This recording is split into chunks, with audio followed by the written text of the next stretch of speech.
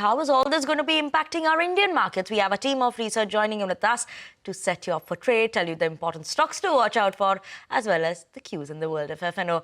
First up, coming to you, Hormaz, good morning. And are we expecting a good morning today as well? Yesterday surely turned out to be a better day versus Monday and Tuesday. What's the expectation today? Morning, Vinny. And the bulls would definitely be hoping for that, considering the fact that unlike Tuesday's trading session, we ended A, above the mark of 24,600 and B, closer to the highest point of the day in comparison to Tuesday, where we ended at the lowest point of the day. So that is one good part for the bulls. And the other part, of course, being the fact that that base of 24,500 continues to be defended on the downside.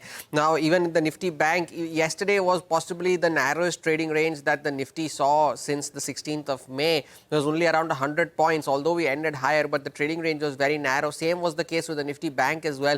Only a 300-point range, although the index did end higher. So that's another positive that can be taken away from. And of course, there was a lot of stock-specific action in the broader markets. Of course, they resumed their outperformance, both the mid-cap and the small-cap index ending higher yesterday. So they continued to outperform and action continued to remain confined to specific stocks with regards to block deals and, of course, other sectors as well. The global cues, well, they remain mixed to negative, to be very honest. There is not a single positive trigger that you can take from the global handover. It's, of course, the Nifty weekly expiry today, so that will bring around its fair share of volatility as well. So that needs to be taken into account. Any more potential block deals that could take place today, and of course the big RBI decision tomorrow. So it would not be a surprise that we continue to be confined in a range in today's session as well, and wait for the final outcome from the RBI tomorrow. The 24,644, which was yesterday's high, will be the first level to cross on the upside, and followed by 24,754 and 24,845, which is the highs that we have seen across the first 3 days of the week so far. And 55,500 on the downside for the Nifty Bank continues to remain an important level, and of course 56,000 on the upside before it goes to new highs. Continue to watch out for railway stocks if there is any follow-up buying, and of course the GIFT Nifty for now is indicating an absolutely flat start for our own markets. Absolutely, Hormaz. Flat start is what we're watching out for. Thank you so much for that. But let's move on to Ria, who's waiting by to tell us which are the important stocks that we should be keeping on our radar today. Ria, good morning. Good morning, Vinny. Let's take a look at the stocks to watch out for today. First up, we have Yes Bank.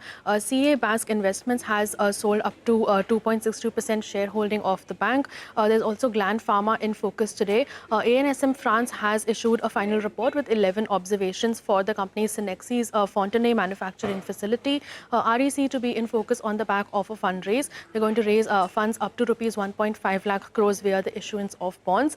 Force Motors to be in focus on the back of its May auto sales numbers. Total sales are up around 19% compared to the previous year, coming in at 3,088 units. Nugent Software to also be in focus today. They've bagged a $2.5 million international order for a digital transformation system. Escorts Kubota will also be in focus since they've launched BLX 75 in its construction equipment segment. And lastly, Honasa Consumer will also be in focus. The NCLT has approved the merger of Fusion Cosmetics and Just for Kids services with the company.